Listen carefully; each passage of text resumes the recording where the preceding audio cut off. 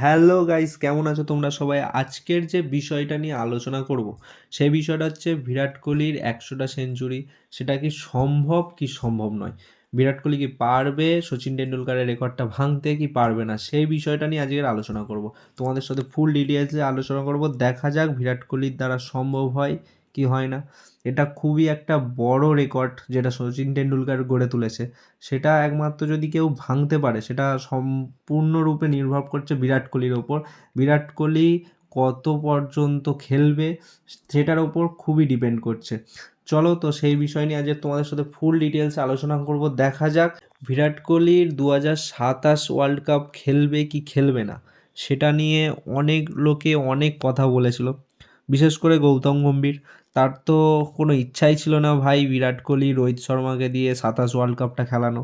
কিন্তু back to back যখন বিরাট কোহলি দুটো সেঞ্চুরি করেছে, তারপর থেকে ভাই এটা নিশ্চিত হয়ে গেছে যে বিরাট কোহলি খেলবে 2027 ওয়ার্ল্ড কাপ। বিরাট কোহলিকে কেউ আটকাতে পারবে না, বিরাট কোহলি 2027 ওয়ার্ল্ড কাপ খেলবে।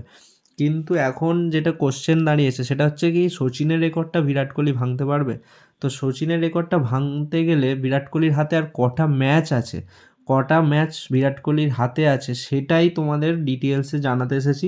বর্তমানে ভারতের সাথে সাউথ আফ্রিকার সিরিজ চলছে, যেখানে অলরেডি দুটো ম্যাচ হয়ে গেছে, আর বাকি আছে একটি মাত্র ম্যাচ। দেখা যাক সেখানে কি হয়। কিন্তু 2025-এ আর কোনো ইন্ডিয়ার সাথে কোনো দেশের ওডিআই টুর্নামেন্ট আমরা দেখতে পাবো না। এবার আসছে 2026। 2026-এ কয়েকটা দলের সাথে ম্যাচ আছে ওডিআই। যেমন প্রথমে আসছে ইন্ডিয়ার সাথে নিউজিল্যান্ডের ম্যাচ, যেটা জানুয়ারি থেকে স্টার্ট হবে। 3টে ওখানে ম্যাচ হবে নিউজিল্যান্ডের পরে। তারপরে আসছে ইংল্যান্ড। ইংল্যান্ডের সাথে ইন্ডিয়ার যে ম্যাচগুলো হবে এটা অনেকটা দিন পরে হবে, কারণ মাঝখানে টি-20 ওয়ার্ল্ড কাপ আছে, আইপিএল আছে। তাই জন্যে ইংল্যান্ডের সাথে ম্যাচটা কিছুদিন পরে হবে। তো ইন্ডিয়ার সাথে ইংল্যান্ডের ম্যাচ হওয়ার পরে আবার আসবে ইন্ডিয়ার সাথে আফগানিস্তানের ম্যাচ, যেটা আমাদের হোম ম্যাচ হবে। তো আফগানিস্তানরা আসবে আমাদের দেশে, তাদের সাথে ম্যাচ হবে। তারপরে ইন্ডিয়ার সাথে বাংলাদেশ।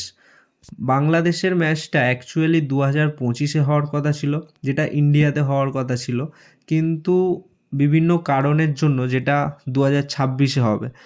তো 2026 হয়ে গেল।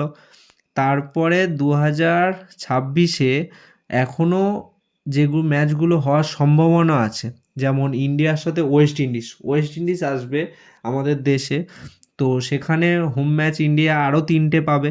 তারপরে নিউজিল্যান্ড আসবে, আবার একবার নিউজিল্যান্ড সেকেন্ডবার আমাদের দেশে আসবে, সেখানে আবার 3টে সিরিজ আছে।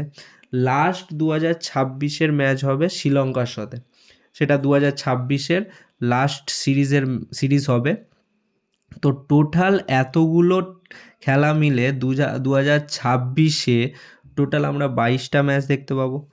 তারপরে 2027 ওয়ার্ল্ড কাপ। 2027 ওয়ার্ল্ড কাপের আগে কিছু ম্যাচ হবে, আর 2027 ওয়ার্ল্ড কাপে ইন্ডিয়া যদি ফাইনাল পর্যন্ত খেলে সেখানে আরও 10টা ম্যাচ। টোটাল 2026-27 মিলে টোটাল 32টি ম্যাচ হবে। 32টি ম্যাচের মধ্যে 2027-এ জানুয়ারি থেকে অক্টোবর আরও কয়েকটা ম্যাচ হবে ওডিআই, কারণ 2027-এ আছে এশিয়া কাপ, সেখানে আরও 6টা ম্যাচ। টোটাল যদি ক্যালকুলেশন করে দেখা যায় টোটাল ম্যাচ হবে 45টা। সবাই মত অনুযায়ী বিরাট কোহলি 2027 পর্যন্ত যেহেতু খেলবে, তাই 45টা ম্যাচ হয়তো বিরাট কোহলির হাতে আছে। তো 45টা ম্যাচের মধ্যে বিরাট কোহলিকে সেঞ্চুরি করতে হবে কটা? 16টা। যদি 16টা সেঞ্চুরি করে ফেলে তাহলে সচিনের রেকর্ড পর্যন্ত সে পৌঁছাবে। এবার আমি তোমাদের কাছে প্রশ্ন করছি এটাই, বিরাট কোহলি কি পারবে 16টা সেঞ্চুরি করতে, কি তার বেশি সেঞ্চুরি করবে? বিরাট কোহলি যদি সচিনের রেকর্ডটা ভাঙতে যায় তাহলে তাকে 17টা সেঞ্চুরি করতে হবে, আর যদি সচিনের কাছে অবধি পৌঁছায় তাহলে তাকে 16টা করতে হবে।